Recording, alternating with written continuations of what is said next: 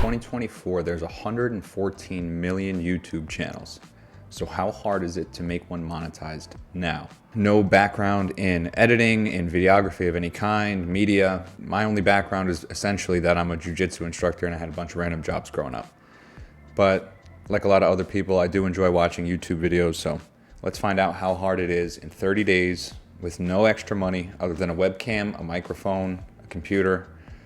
How hard is it to get monetized in 2024? So to get monetized, we need 1,000 subscribers, we need 4,000 watch hours, and it all has to happen within a year, at least the watch hours. It has to be 365 days, but we have a month. So we have less than 10% of that time frame, 30 days. We have until the 8th of August. It's July 8th now. Here are the rules for the challenge to start. I can't use anything that requires money as like a service or a software or something like this. I will be using a free version of vidIQ, but I can't use the paid version. For editing, I'm just gonna be using Clipchamp and Canva, which comes on a Windows PC, and Canva is free to use. I'm sure a lot of people that are watching this either have a YouTube channel or want to make one and grow it to the point where it can be monetized. With 114 million channels, probably somewhere around 1% of them are actually monetized. It would be interesting to see like the percentage of channels that post at least one video per week or even per month, and how many of them are monetized in comparison to channels that don't, because it does seem that out of all of the things that could matter to this, consistency very much could be the most singularly important thing.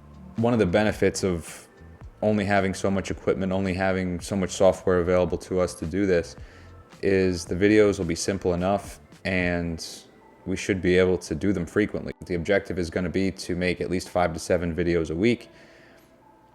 Try to do the best tagging and descriptions, all these things that we can, without actually having to use like a paid service, again, like vidIQ or TubeBuddy. Our niche is gonna be just this, making money on YouTube. How hard is it to go with no experience, no money, no,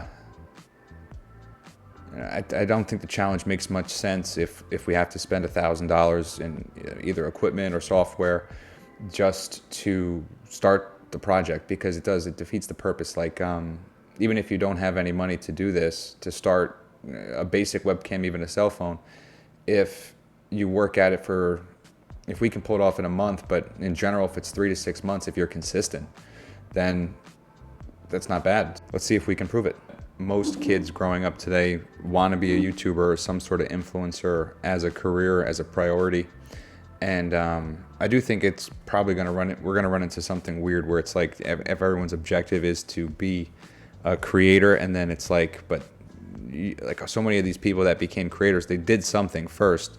So we might have to do something and then have this as an accessory. So if you are someone who has a skill, you work on something all the time, this is an attempt to show how reasonable, perhaps maybe unreasonable, it could be to document yourself doing anything and learn as you go, and how, again, reasonable or unreasonable this process is. We've all seen the videos of explanations on how basic pieces of YouTube work, like SEO, thumbnails, titles, and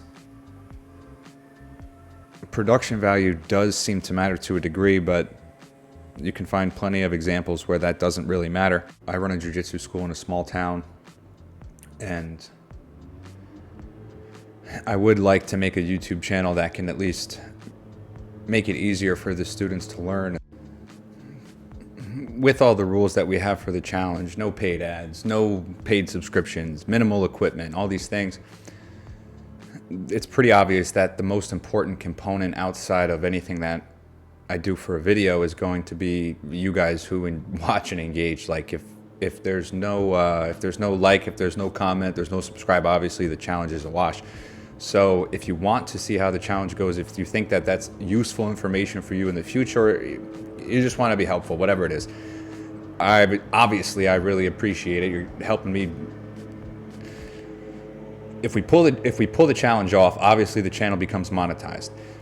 if we don't pull the challenge off, if we pull the challenge off, obviously the channel becomes monetized. If we don't pull the challenge off, it's still useful enough. If it then takes 2 months, so if you set a challenge for X time frame, if it took twice as long, depending on the time frame you set, is it really that bad? So either way, it's going to be helpful.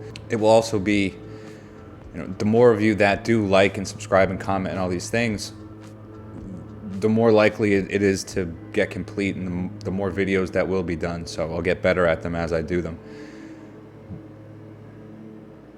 One thing I did notice going through is the comment moderation. So it does seem like, when you guys watch videos, you see a significant portion of YouTube comments are negative-ish. And they're either sarcastic, even if they're positive. It's sarcasm, but it's a big part of the fun of the YouTube comments is all this. Now you can moderate the comments pretty heavily, and a lot of people perhaps don't even know that it happens. Like, if you don't click it off, they're moderated. So we'll make sure to keep the comments not moderated, and hopefully that'll be a little more fun too through the process. All right, so what do we actually have to do, even starting with the channel? We got to create the channel, we got to optimize the details, which, what do we even put? I guess we can, so here's what we have to figure out, right? We're going to create the channel, we're going to optimize the details, and when we do that, we have to figure out if we're going to make it more like laid back or more cheesy, more SEO cheesy in a sense. We're not going to be adding links to any other social media or anything like that. We're going to keep it in YouTube. The only thing we can do is make YouTube videos or do things within YouTube, posts, comments, things like this. The niche, we found our niche.